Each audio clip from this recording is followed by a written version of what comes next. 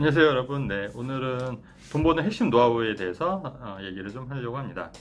그동안 좀 영상을 많이 못 찍었죠? 네, 일이 좀 많이 바쁘고 그래서 영상을 많이 못 찍었습니다. 그리고 참 그 6,000명 돌파했어요.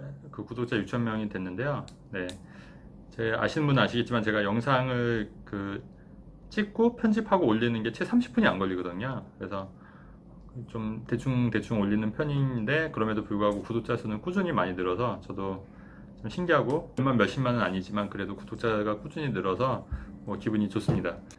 이거는 실제로 제가 썼던 방법이기도 하고요. 여러분들도 한번 이 방법을 쓰시면 당장은 아니지만 10년 후, 15년 후에는 뭐 몇억, 몇십억까지도 충분히 돈을 벌 수 있다고 생각합니다. 왜냐면 실제로 저도 그렇게 이런 방법을 써서 돈을 불려왔기 때문이고, 이런 방법을 통해서 또 제가 다른 분들도 많이 돈을 이런 식으로 불리는 방법을 알려드리는 건데요.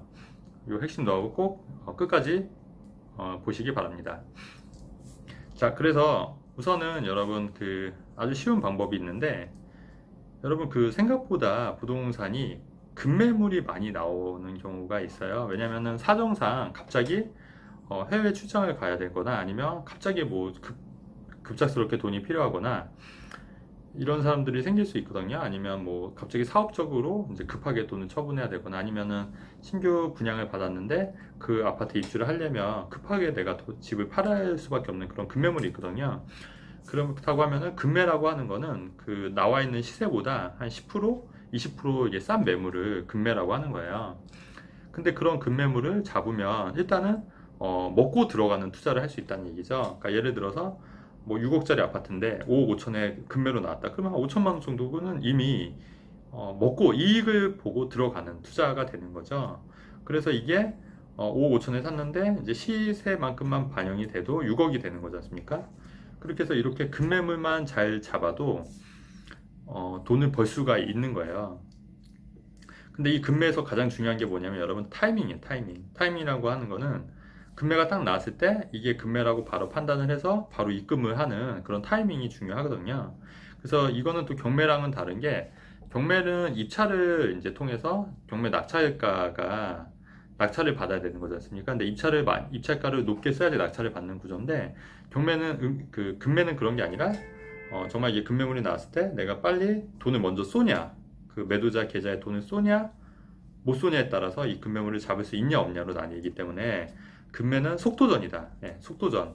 자, 그러면 속도전이면 어떻게 해야 되죠? 이게 급매가 나왔을 때 이게 바로 급매인지 아닌지 바로 평가할 수 있어야겠죠. 그래서 그렇게 해야 되는, 이게 급매인지 아닌지 잘 알려면 일단은 그 지역의 시세를 잘 알아야 돼요. 그러니까 같은 아파트 단지를 하더라도 어떤 아파트는 한강이 보이면 훨씬 더 비쌀 수밖에 없는 거죠. 또 이제 같은 아파트를 하더라도 구조가 다르면 좀 아파트 차이가 있는 거예요. 그래서 같은 아파트 내에서도 그런 향이나 그 다음에 그 다음에 구조에 따라서 가격이 달라지는 거를 미리 파악을 해서 이 아파트가 진짜 급매인지 아니면 시세대로 나온지 이런 거를 체크를 좀 하셔야 되는데, 이렇게 해서 급매 투자를 하게 되면은 일단은 시세보다 싸게 사는 거기 때문에 그만큼 이득을 먹고 들어가는 거기 때문에 훨씬 더 이득이 될 수 있다. 이 말씀 드리는 거고요.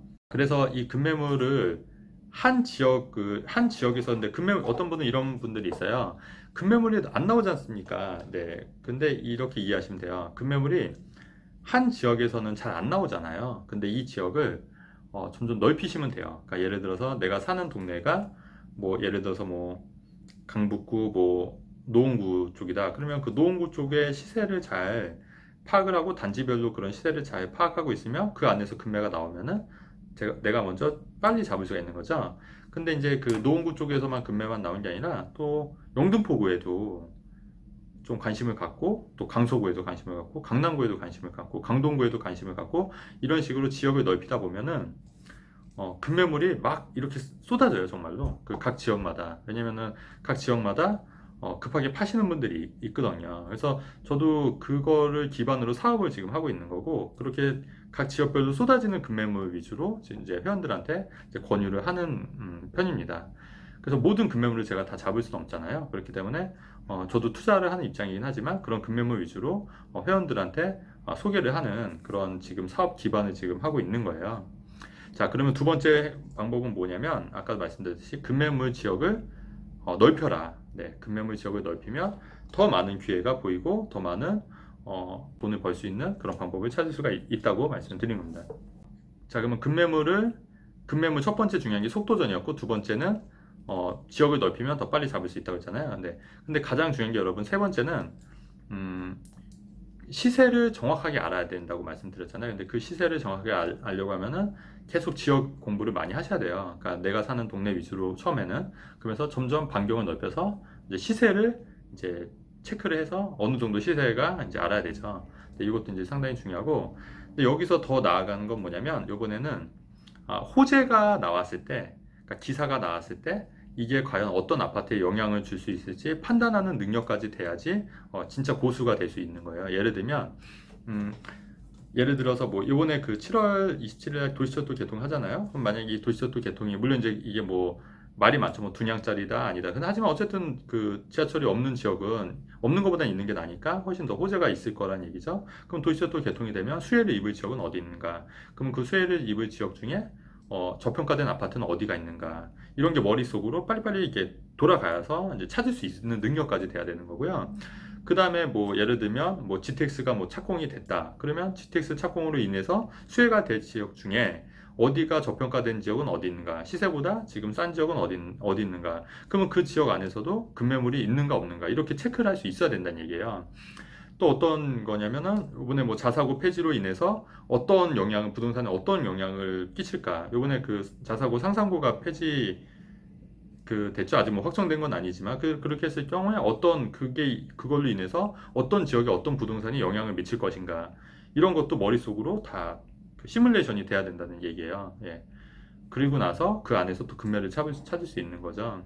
사실 그래서 부동산을 공부하면 재밌는 게 일단은 부동산은 정말 그 종합적인 학문이기 때문에 부동산을 알면 일단은 정책도 좀 공부할 수 있게 되겠고요. 그 다음에 법도 많이 알게 되고, 그 다음에 사람들 심리도 많이 알게 되고, 그 다음에 교육적인 부분, 그 다음에 뭐 세금 관련된 부분, 그러니까 사실 이 모든 게 다 하나도 빠질 수 없거든요. 부동산 투자할 때는. 그렇기 때문에 이 모든 것을 다 이해하고 알게 되기 때문에 부동산 공부를 하게 되면은 어떤 분이 저한테 그런 말씀을 하셨는데, 부동산을 몰랐을 땐 자기가 그냥 어른이 아닌 것 같았는데 부동산을 공부하니까 당연히 뭐 심리라든가, 그 다음에 뭐 법률이라든가 세금이라든가 교육 환경이라든가, 그 다음에 뭐 개발 계획이라든가 정책이라든가 이런 걸 깊이 이해를 하게 되니까 자기가 어른이 되는 느낌이다, 이런 말씀을 하신 적이 되게 인상이 깊었거든요.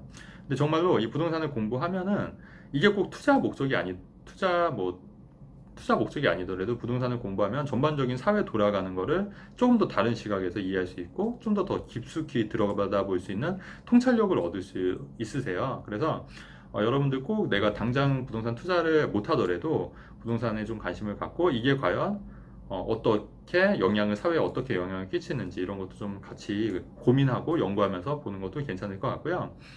그리고 이제 뉴스가 나오면 그 뉴스를 보고 어떻게 재해석할 것인가. 예를 들어서 뭐 최근에 뉴스 이번에 3기 신도시가 만약에 발표가 됐다, 예를 들면, 그러면 뭐 3기 신도시로 인해서 어떻게 부동산에 영향을 끼치고 어떤 지역은 또 호재가 입을 것인가, 아니면 뭐 신안산선이 개통이 되면 어느 지역에 어떤 지역이 아파트가 호재를 입어서 더 상승 여력이 있고 그 중에 저평가된 아파트는 뭐가 있는가, 이렇게 머릿속으로 이게 빨리빨리 돌아가야지 부동산 투자로 돈을 벌 수가 있다.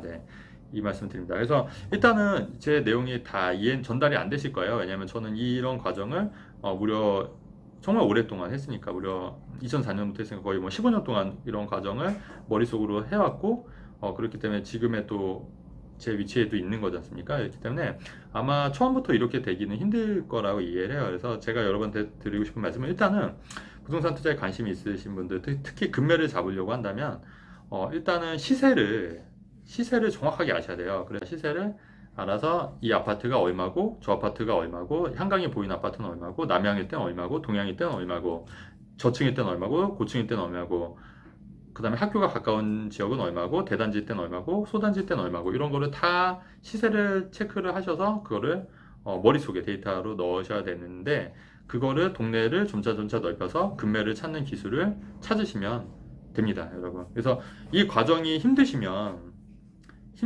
다른 전문가의 조언을 받으시는 게 낫고요.